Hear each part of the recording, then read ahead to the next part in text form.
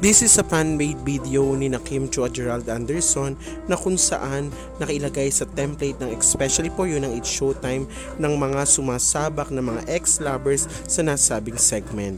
Ito ay matapos biruin si Kim Chu ng mga kasamahan at sa live television ay pinag-pray over na si Kim Chu na makahanap na ng tamang tao ngayong katatapos ng kanyang relasyon.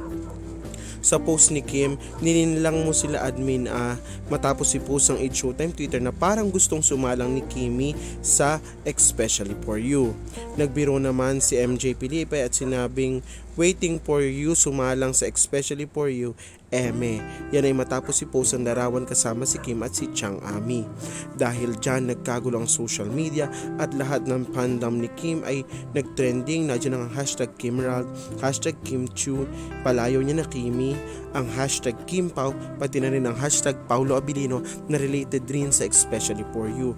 At bukod pa dyan, nagtrending din ang pangalan ng kanyang ex-boyfriend na si Sian, kaugnay na rin nga ng nasabing appearance ni Kim Chu sa February 14 sa Especially For You. Sabi naman ni Kim sa kanyang post, linlang in a few hours, pagtanggol muna natin si Juliano, okay? Mamaya na yung Especially For You. Well, ito ay biruan lamang sa live television pero maraming mga fans ang reading nagpost sa Twitter at nadyan na nga ang mga ex-fans na Kimrald. Nadyan din ang mga sumusuporta pa rin sa tambalang Kim C kahit official na ngang wala o break na sina Kim Chu at Sian Lim. At syempre, napakarami pa rin ang sumusuporta at talagang kinikilig sa latest tambalan ni Kim Chu with Paulo Abilino o ang mas kilala bilang Kim Pao Tandem.